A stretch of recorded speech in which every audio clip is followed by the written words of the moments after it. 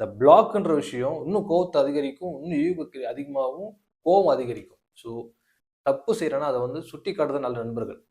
So 2 விஷயம் அந்த love.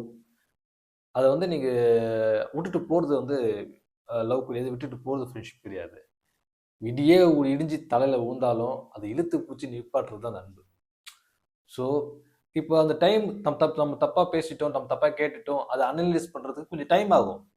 So அந்த விஷயத்த எல்லாத்தையும் அவன் வளர்ந்த விதம் அப்படி இருக்கிறதால வந்து அதை அனலைஸ் பண்றதுக்கு கொஞ்சம் டைம் எடுக்கும், அதை இழுத்துட்டு இருக்கும்.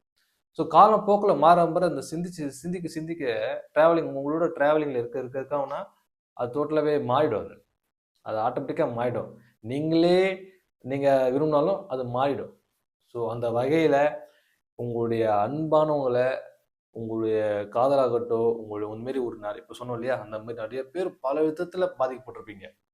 ஆனால் மெயின் மேட்டர் இதில் தான் அதிகவே பாதிக்கப்படுறதால இந்த விஷயத்தை நான் நோட் பண்ணி உங்களுக்கு சொல்கிறேன். ஸோ ஸோ அதனால என்னென்னா, எப்போ ஒன்றா யாருமே லவ் வரும், அது லவ் பண்ணுங்க. பட் அது தவறாக கொண்டு போகாதீங்க. அது யாருக்கும் நம்ம ஒரு விஷயம் பண்ணோம்னா அது யாருக்கும் பாதிக்காம இருக்கிறது நல்லது. யாரும் பாதிக்காம பண்ற விஷயம் எதுவும் தவறு கிடையாது. அது யாரும் பாதிக்காம அழகாக கொண்டு போங்க. லவ் பண்ணுங்க. இந்த உலகத்தையே லவ் பண்ணுங்க. இந்த உலகத்தை லவ் அது ஒன்று இன்ஜின் லவ் பண்ணுங்க. ஃபர்ஸ்ட் உங்களை நீங்கள் லவ் பண்ணுங்க. லவ் பண்ணுங்க. உங்கள் ஹேரை லவ் பண்ணுங்க, உங்கள் கண்ணை லவ் பண்ணுங்க, உங்கள் ஃபேஸை லவ் பண்ணுங்க, உங்கள் பாடியை லவ் பண்ணுங்க, நிறையா ஒர்க் அவுட் பண்ணுங்க. இந்த உலகத்தை எல்லாம் லவ் பண்ணிட்டே இருங்க.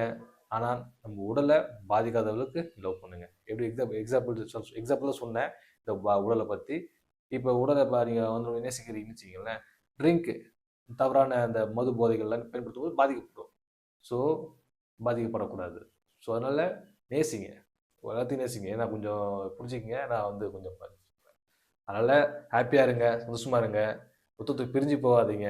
கடைசி வரைக்கும் ஒரு பழகிட்டீங்களா, கடைசி வரைக்கும் என்னாலும் கூட நில்லுங்க. இதையே அதை சொல்லுவாங்கல்ல பாரதியார், உச்சி மீது வானிலிருந்து வீழ்கின்ற போதிலும் அச்சமில்லை அச்சமில்லை அச்சம் என்பதில்லையோ உயிரா போகுது. அப்படிலாம் கிடையாதுல்ல. பேசுங்க பேசுங்க, சால்வ் ஆகுங்க. அதே போல் அவங்க கரெக்டாக தான் இருப்பாங்க. இன்னொரு விஷயம் என்னன்னா, அவங்கள பின்னாடி ஒரு நபர் இருப்பாங்க, அவங்க சுற்றி இருப்பாங்க இல்லையா. நம்ம சண்டை போட்டுட்டோம், நம்ம கோவப்பட்டு திட்டிட்டோம், நம்ம எல்லாத்தையும் இன்ஃபர்மேஷன் கொடுத்துட்டோம், திருப்பி பேசும்போது சுற்றி உள்ளவங்க என்ன நினைப்பாங்களோ, ஏது நினைப்பாங்களோ.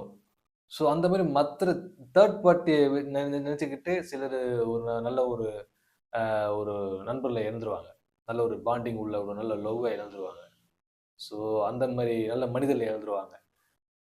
அதனால என்னன்னா, அந்த சுற்றி உள்ளவர்களுக்காக பல பேர் பலரை இழந்துறாங்க. யாருக்காக யாரும் இழக்காதீங்க. நீங்க